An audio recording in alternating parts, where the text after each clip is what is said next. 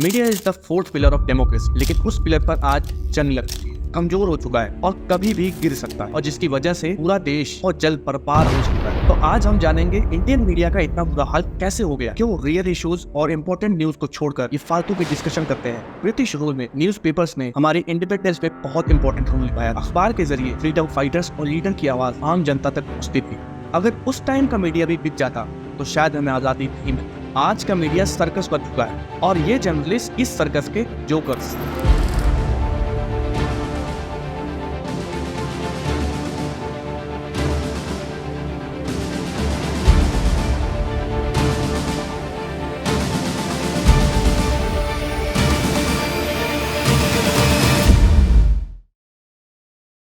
Main news हमारे पास इन sources से आती है, newspapers, news channels and news agencies, और कुछ और भी सोर्सेज है जैसे रेडियो, सोशल मीडिया और मैगजीन्स। न्यूज एजेंसीज बहुत बड़े लेवल पर काम करती है, वो न्यूज को निकालती है और उस न्यूज को न्यूज चैनल्स को बेचती है। न्यूज एजेंसीज का स्ट्रक्चर बहुत बड़ा होता है, इनके ऑफिसेस रिपोर्टर्स पूरे वर्ल्ड में फैले होते हैं। इंडिया की न्यूज एजेंसीज है PTI, UNI एंड ENI। हमारी government NDTV, times of India और द हिंदू PTI से न्यूज देते हैं। टीवी चैनल्स अपने बजट के हिसाब से रिपोर्टर्स रखते हैं, बाकी न्यूज एजेंसी से आती है। तो जब ये बोलते हैं कि एजेंसी के हवाले से खबर आ रही है, इसका मतलब यही होता है। न्यूज़पेपर के आर्टिकल्स में भी इन एजेंसीज का नाम मेंशन होता है। ANI का माइक तो आप न्यूज में देखते ही रहते हो, वो तो न्यूज चैनल्स को फुटेज भी प्रोवाइड करते हैं। अगर किसी को देश के ओपिनियन पर कंट्रोल करना है, इन 3 मेन सोर्सेज पे उसको कंट्रोल करना होगा, क्योंकि पब्लिक उस इन्फॉर्मेशन को मानती है जो ये प्रोवाइड करते हैं। तो ये जो इन्फॉर्मेशन देते हैं उसको आप बार बार क्रॉस चेक नहीं कर और उस इन्फॉर्मेशन को आप सच मान। जर्नलिस्ट का काम होता है बिना अपना ओपिनियन रखे राइट इन्फॉर्मेशन अपनी ऑडियंस तक पहुंचाना, फिर लोग खुद डिसाइड करें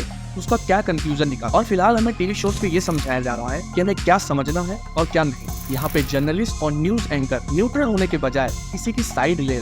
पाकिस्तान की इतनी बातें करते हैं ये न्यूज चैनल्स, पाकिस्तान से हमारा क्या लेना है, पाकिस्तान में क्या चल रहा है, पाकिस्तान हमारे बारे में क्या सोच रहा है। हमारा देश पाकिस्तान से कहीं बेहतर। पाकिस्तान जैसे देश से कंपेयर करोगे क्या? वही बेंचमार्क है क्या? रियल मुद्दों पे तो बात ही करना छोड़ दिया। मान लो किसी दिन सरकार ने 50 रुपए से पेट्रोल बढ़ा भी दिया, उसके भी फायदे गिनाने लग जाती है। सुधीर चौधरी सिर्फ इसलिए मशहूर नहीं है कि वो टीवी पे आता है, वो इसलिए भी फेमस है कि वो तिहाड़ जेल गया था। उसने उद्योगपति नवीन जिंदल से 100 करोड़ की उगाही करने की कोशिश की थी। Steel tycoon and Congress MP नवीन जिंदल ने सुधीर चौधरी को रिकॉर्ड किया और उस पर स्टिंग ऑपरेशन किया, जिसमें साफ साफ दिख रहा था कि सुधीर चौधरी उनके खिलाफ कोल स्कीम से रिलेटेड न्यूज चलाकर उनके ग्रुप को इससे लिंक कर सकते हैं। ये न्यूज न चलाने के लिए उनसे 100 करोड़ रुपए वसूल रहे थे। जी न्यूज के संपादक सुधीर चौधरी गिरफ्तार।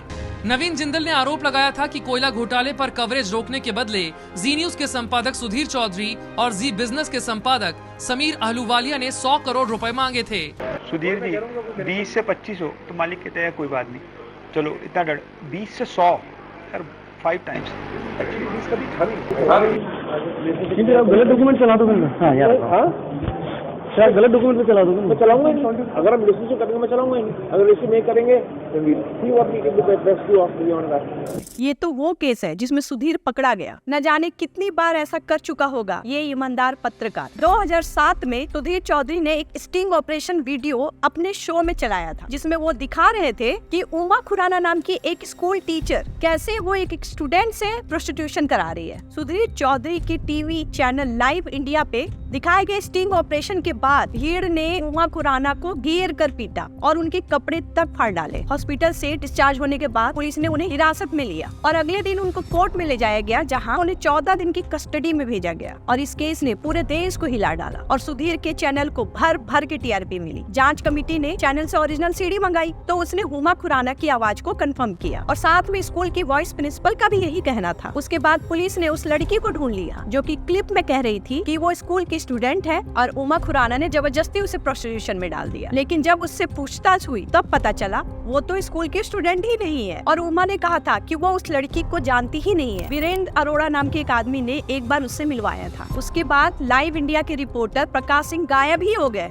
फिर वीरेंद्र अरोड़ा को रिमांड में लिया गया और Delhi police crime branch deputy commissioner Madhu Tiwari ने कोर्ट में रिपोर्ट भेजी कि वीरेंद्र कुमार का उमा खुराना के साथ पैसों के लेकर झगड़ा चल रहा था। उससे बदला लेने के लिए ही वीरेंद्र ने लाइव इंडिया के रिपोर्टर के साथ मिलकर ये साजिश रची थी। साजिश यही थी कि उमा को इस आरोप में फंसाया जाए कि वो स्कूल की बच्चियों से प्रोस्टिट्यूशन कराती है। उन लोगों को इस काम के लिए एक 20 साल की लड़की मिली जो कि मीडिया में अपना करियर बनाना चाहती थी। तो प्रकाश ने उसे एक स्टिंग ऑपरेशन में स्कूल की लड़की का एक्टिंग करने को कहा। ऐसे वो फेक स्टिंग ऑपरेशन की क्लिप रिकॉर्ड की गई और उमा को किसी बहाने से पैसे देकर उसे भी रिकॉर्ड किया गया। Delhi school teacher Uma Khurana, who was falsely implicated in a sting by the Live India TV channel, has been given bail by a Delhi court, but the school teacher's fate will be decided on Wednesday when the Delhi police submits its report. Hours before her release from jail, the Delhi High Court judge told the Delhi police, "If you have no evidence against Uma Khurana, then why is she still in your custody?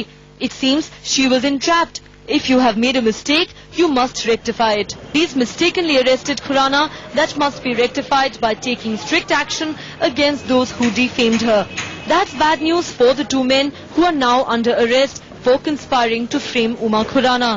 They include Virendra Arora, a businessman who allegedly wanted to settle a financial score with Khurana and approached Prakash Singh to help frame her.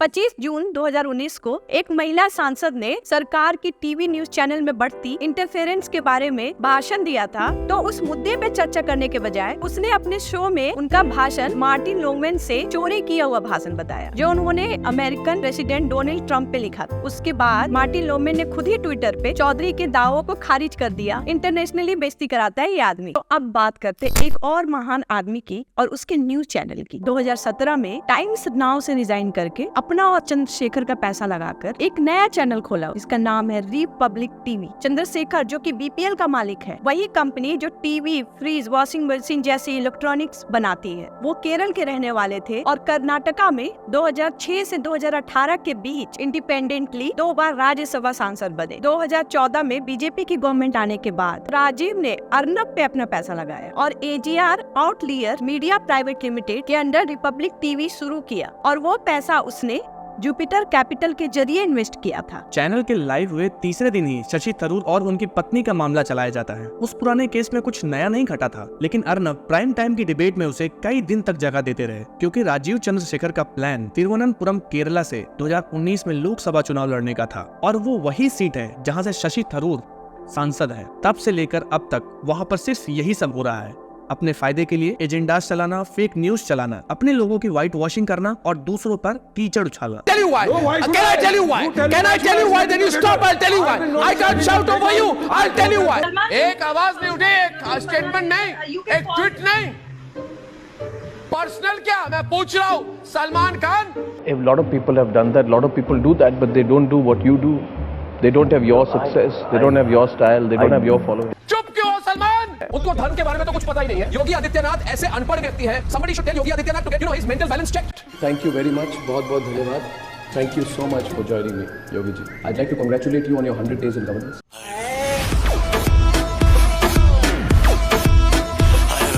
ये लोग मुझे देर कराना चाहते हैं, मुझे बाहर नहीं जाने देना चाहते। आप मेरी हालत देख रहे हैं। एक बार जुपिटर कैपिटल के द्वारा न्यूज चैनल्स को एक मेल भेजा गया था। उस मेल में लिखा था कि एडिटोरियल के लोगों को हायर करते समय कुछ बातों का ध्यान रखना बहुत जरूरी है, जैसे कि वो राइट सेंटर हो, प्रो इंडिया हो और प्रो मिलिट्री हो, राष्ट्रवाद और गवर्नेंस के आइडियोलॉजी पर चेयरमैन की विचारधारा से जुड़ा हुआ हो। तो इस बात से हम ये अंदाजा लगा सकते हैं कि कैसे अपने चैनल में उन लोगों को ज्वाइन कराने की कोशिश की जाती है जो पार्टी को सपोर्ट करते हो और उनकी विचारधारा को फॉलो करते हो। कोई एम्प्लॉय अगर इनके ऑर्डर्स नहीं फॉलो करता या अगेंस्ट जाता है तो उसको दबा दिया जाता है या उसे निकाल ही दिया जाता है। कई लोग तो जर्नलिज्म ही छोड़ देते हैं क्योंकि रियल जर्नलिज्म करने का मौका उन्हें कहीं नहीं मिल पाता। ग्राउंड रिपोर्टिंग, इंपॉर्टेंट इवेंट और न्यूज कवर करने की बजाय ये स्टूडियो में बैठकर लाइव डिबेट करने पे ज्यादा भरोसा करते हैं। रियल न्यूज दिखाने में गट्स लगती है, मेहनत लगती है और डिबेट्स करने में सिर्फ कुत्तों की तरह चिल्लाना पड़ता है। तो कोई डिबेट क्यों ना करे? रियल मुद्दों से लोगों का ध्यान भटकाकर ये फालतू की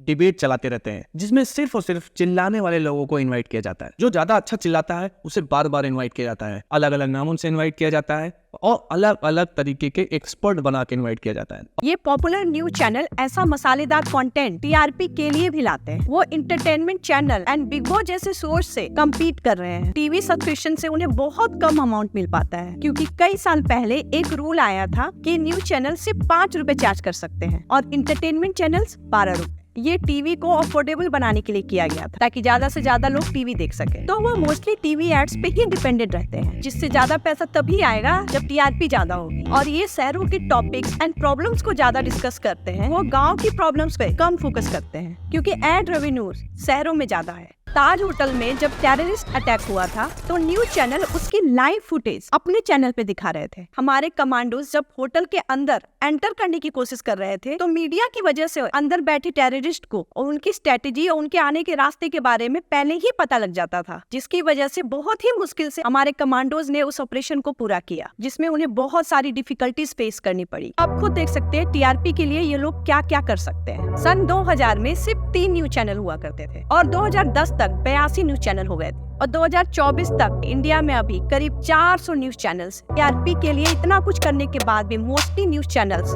लॉस में चलते हैं। दुनिया भर में बहुत कम ही न्यूज बिजनेसेस हैं जो कि अच्छा प्रॉफिट कमा पा रहे हैं और इंडिया में ज्यादातर न्यूज चैनल के टॉप में बैठे लोग किसी न किसी पॉलिटिकल पार्टी से बिलोंग करते हैं। जब कोई बड़ा बिजनेसमैन कोई न्यूज नेटवर्क ओन करता है तो वो उस पार्टी के सपोर्ट में न्यूज चलवा सकता है, जिससे उसके बिजनेस को फायदा मिले। जनता को गलत इन्फॉर्मेशन देके ब्रेन वॉशिंग करके वोट मैनिपुलेट किया जा सकता है, जो कि हो रहा है। कोई झूठ रोज रोज बार बार बोला जाए तो वो झूठ सच लगने लगता है। प्रॉपर प्लानिंग से आपसे वोट डलवाया जाता है और आपको लगता है कि आप वोट डाल रहे हो, लेकिन ऐसा नहीं होता। आप अपनी मर्जी से वोट नहीं डाल रहे हो। और इस सब के बाद भी अगर कोई जर्नलिस्ट सच को सामने लाने की कोशिश करता है तो उसके खिलाफ साजिश रची जाती है और उसको नुकसान पहुंचाया जाता है। सितंबर 2019 में यूपी के एक मिड डे मील प्रोग्राम में रोटी के साथ नमक प्रोवाइड किया जा रहा था। एक जर्नलिस्ट ने यह मुद्दा उठाया कि बच्चों को ढंग का खाना नहीं प्रोवाइड किया जा रहा है, तो पुलिस ने जर्नलिस्ट को ही पकड़कर क्रिमिनल कॉन्स्पिरेसी का ही चार्ज लगा दिया। जून 2019 में एक जर्नलिस्ट डिरेलमेंट पे एक स्टोरी कवर कर रहा था। पुलिस ने उस जर्नलिस्ट को अरेस्ट किया, लॉकअप में रखा, टॉर्चर किया, उस पर यूरिनेट किया। तो सबसे पहले आपको इन टीवी न्यूज चैनल्स और न्यूज पेपर्स को छोड़ना होगा। न्यूज कंज्यूम करने के लिए आप न्यूज लॉन्ड्री जैसे वेबसाइट को सब्सक्राइब कर सकते हो, जो कि क्राउड फंडेड है। सब्सक्राइब से याद आया, आप हमारा चैनल भी सब्सक्राइब कर सकते हो, जो कि बिल्कुल फ्री है। उम्मीद करती हूँ आपको ये वीडियो अच्छा लगा होगा। तो इसके नीचे जो वीडियो का लाइक बटन है उसको प्रेस करें और ये वीडियो अपने दोस्तों के साथ शेयर करें ताकि वो इस जहर से बच सके। बात करते हैं एक और पत्रकार की। अरे बाप रे, एक मिनट रुको, देखो ना इसका पैर सीधा कर दी है।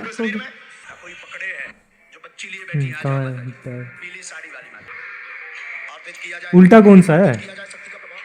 ये देखो क्या, कौन सा पैर उल्टा है? उल्टा कौन सा है? सीधा तो है। हाँ ये भी है, मुझे लगा कि सीधा उल्टा है। इससे ज्यादा मैं कर लूँगा। ऐसे कर रहा है, ऐसे ऐसे कर रहा है। इसमें क्या उल्टा? अच्छा ठीक है, चलो।